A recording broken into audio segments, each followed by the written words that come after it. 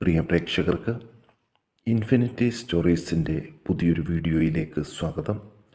പരാജയങ്ങളിൽ നിന്നും വിജയക്കുതിപ്പ് നടത്താനായിട്ട് ഒരു സാഹചര്യം ലഭിക്കുന്ന കുറച്ച് നക്ഷത്ര ജാതകർക്ക് വരും ദിവസങ്ങളിൽ ഇരട്ട രാജയോഗത്താൽ ഇവരുടെ ജീവിതം അത്ഭുതകരമായിട്ട് മാറിമറിയുന്നൊരു സാഹചര്യം നിങ്ങൾക്ക് തന്നെ നേരിട്ട് കണ്ടറിയാൻ സാധിക്കും.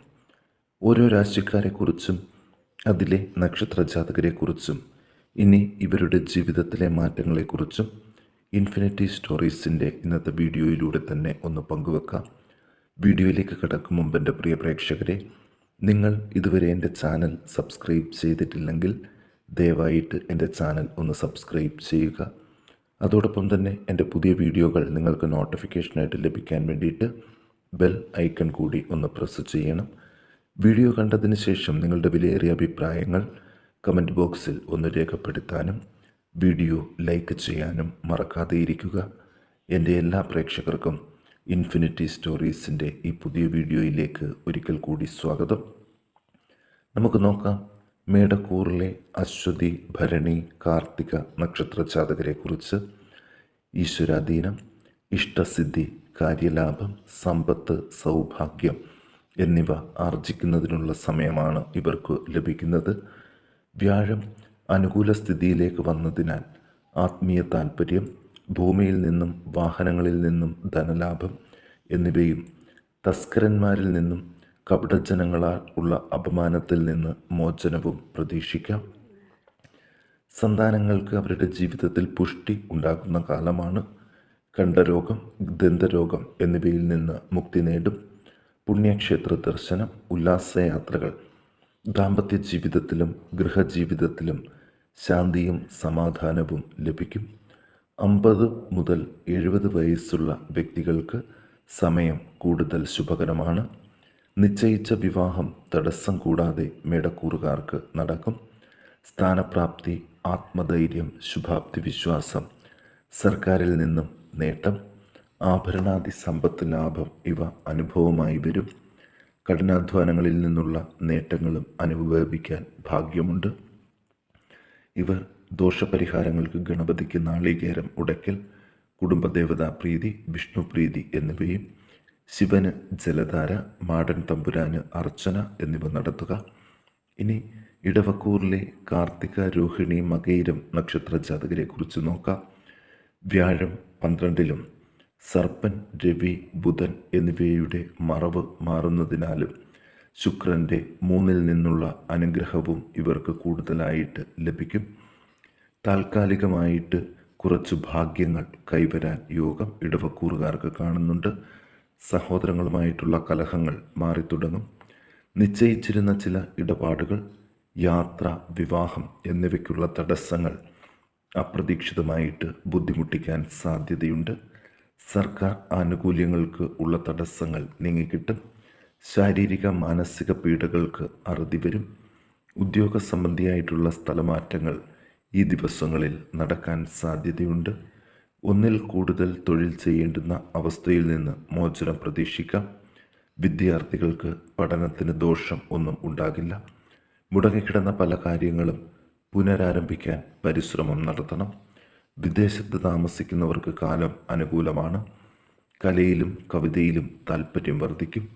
കാർഷിക മേഖലയിൽ പ്രവർത്തിക്കുന്നവർക്കും കാലി വളർത്തൽ, ഫാമുകൾ നടത്തുന്നവർക്കും ഉള്ള ബുദ്ധിമുട്ടുകൾ മാറിത്തുടങ്ങും. പിന്നീട് അവ നല്ല നേട്ടങ്ങൾ കൊണ്ടുവരും.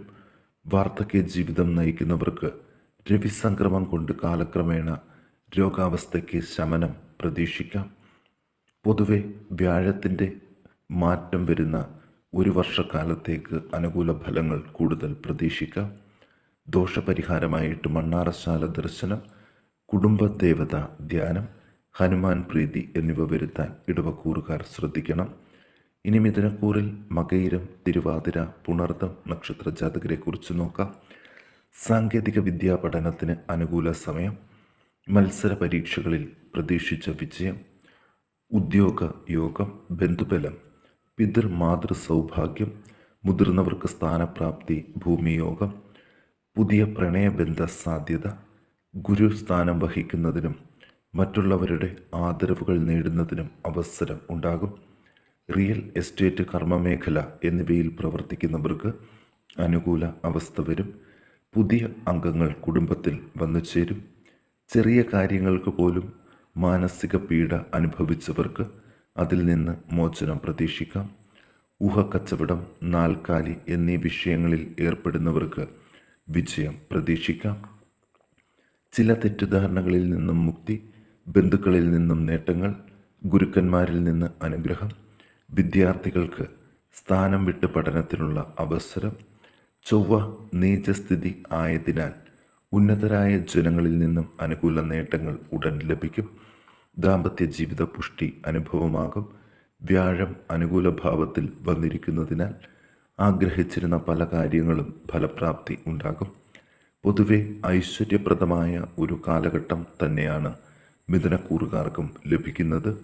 ഇവർ ദോഷപരിഹാരങ്ങൾക്ക് ശാസ്താപ്രീതി, ഹനുമാൻ പ്രീതി, ഗണപതി പ്രീതി എന്നിവ വരുത്തിക്കൊണ്ട് പ്രാർത്ഥിക്കാൻ പ്രത്യേകം ശ്രദ്ധിക്കണം. ഇനി കർക്കിടകക്കൂറിൽ പിറന്ന പുണർദം, പൂയം, ആയില്യം നക്ഷത്ര ജാതകരെക്കുറിച്ച് നോക്കാം. കർമ്മസ്ഥാനം ബലപ്പെടുന്നതിനുള്ള എല്ലാ യോഗവും ഇവർക്ക് കാണുന്നുണ്ട്. ഔദ്യോഗിക കാര്യങ്ങൾ സർവ്വ ഐശ്വര്യത്തോടെ നടന്നു പോകും. ഭൂമി വാങ്ങുന്നതിനും ഗൃഹം നിർമ്മിക്കുന്നതിനും ഉള്ള അവസരം, അതുപോലെ തന്നെ കുടുംബത്തിൽ സ്ത്രീകൾ വഴി ധനാഗമം. നിയമകാര്യങ്ങൾ ബുദ്ധിപൂർവം കൈകാര്യം ചെയ്യാൻ സാധിക്കും. അധ്യാപകർ, നിയമജ്ഞർ, വക്കീലന്മാർ, ലാബ് ടെക്നീഷ്യന്മാർ എന്നിവർക്ക് അനുകൂല സമയം. ഇടവിട്ട് ജലദോഷം, കണ്ഠരോഗങ്ങൾ, വാതരോഗങ്ങൾ എന്നിവയ്ക്ക് സാധ്യതയുണ്ട്. സഹോദരഭാവത്തിൽ നിന്നും അസുഖകരമായ അവസ്ഥ ഉണ്ടാകും. രക്തബന്ധ അസുഖങ്ങൾ വന്നുപെടാൻ സാധ്യതയുണ്ട്. ഭൂമി തർക്കങ്ങൾ അതിജീവിക്കും. പുതിയ ഗൃഹനിർമ്മാണത്തിനും ഭൂമി വാങ്ങുന്നതിനും പൂർവിക സ്വത്തുക്കൾ കൈവരുന്നതിനും യോഗമുണ്ട്. വിദേശത്ത് പോകുന്നവർ ധനം ചിലവഴിച്ച് യാത്ര രേഖപ്പെടുത്തുന്നത് നഷ്ടം വരുത്തും. പൊതുവെ ഈ കൂറുകാർക്ക് കാലം അനുകൂലം തന്നെ എന്ന് വേണം പറയാൻ. ദോഷപരിഹാരമായിട്ട് സർപ്പദേവതകൾക്ക് നൂറുപാലം, പാലഭിഷേകം, വിഷ്ണു ക്ഷേത്ര ദർശനം, വഴിപാട് സമർപ്പണം എന്നിവ നടത്തുന്നത് ഉത്തമമാണ്. ഇനി ചിങ്ങക്കൂറിൽ മകം, പൂരം, ഉത്രം നക്ഷത്ര ജാതകരെക്കുറിച്ച് നോക്കാം.